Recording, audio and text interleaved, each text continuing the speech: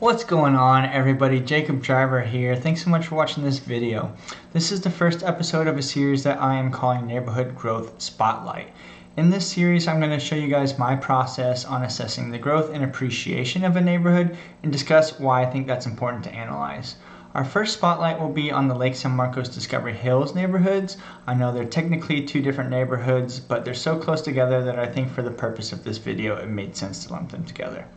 For future videos, I'll be taking requests, so if you have a neighborhood you'd like to be featured, comment the name below.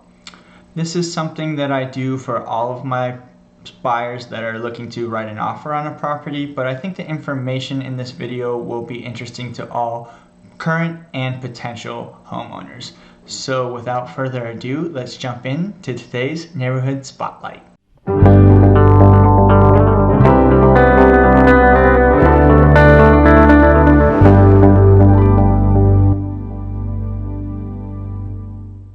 Since this is the first episode of the series, I thought it was important not just to show you guys the outcome of my process, but to kind of peek behind the curtain a little bit and show you guys how I get there as well. So the first thing that I do is I pull all the information straight from the MLS from a software called InfoSparks. InfoSparks is included in our Association of Realtors membership. So you know that all that data is coming straight from the MLS and it's going to include everything except, for sale by owners and things that don't get on the market through the MLS. I'm going to show you guys how I filter and why I filter certain sets of the information, and then at the final part we're going to just kind of show you guys what this series is going to be all about and compare our subject neighborhood to the surrounding areas. So what filters do I do? How do I do them? Why do I do them? So the first thing that we're going to do when we're looking at the properties is determine what is going to be relevant to what we're trying to show. So are we looking at condos? Are we looking at single family homes? Do we want to include any certain numbers of beds and baths, certain square footage, certain lot size, things like that? That's all going to be just kind of pertinent to what the question being asked is and what I'm trying to show. So for this video, we're trying to keep it pretty broad. So I'll show you guys the parameters of what I did for this one in a second here, but the next thing that we're going to touch on is how the data is represented.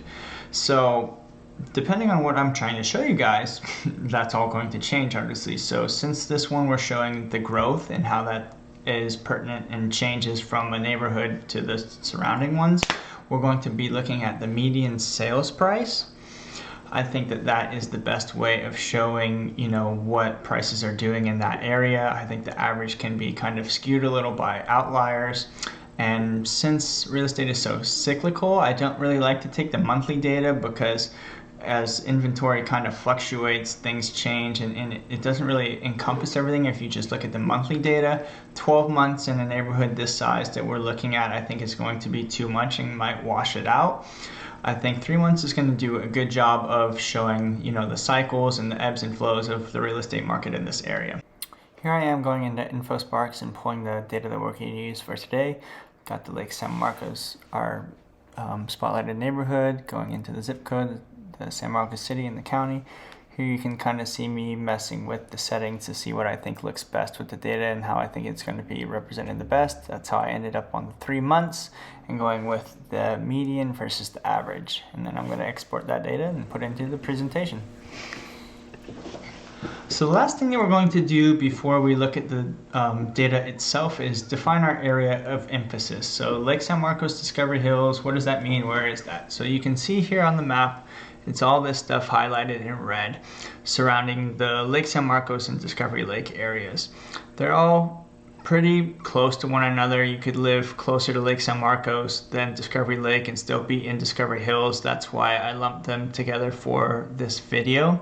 And looking at the sample size itself, the homes were built between the 1960s and the early 2000s. There's obviously some newer homes and some older homes, but that's about the sample size in the years that they were built.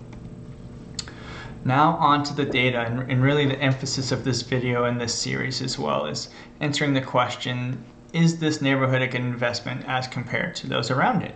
So if you look at San Diego County, this yellow line here, you see good steady growth over the last 5 years, and when we're comparing the year-over-year growth, 18%, which is awesome. That outperforms a lot of different forms of investments, and that's definitely anywhere in the county was a good place to park your money in this last year. But what we're trying to do in this series is not just say, yes, real estate is good, no, real estate's bad. We're trying to emphasize which neighborhoods are growing faster. Do I want to put my money here or here? If I'm interested in San Marcos, are there specific places that are going to grow faster or slower? That's what this is all about, neighborhood growth spotlight. So as we go more specific, we see that San Marcos, the city as a whole, has grown by 21% year over year, outperforming San Diego County, which is again awesome. But as we get more specific, we see this growth is just kind of increases by more and more, which means that our neighborhood of emphasis was a great place to put your investment and a great place to live. So looking at 92078, the zip code as a whole, 31%.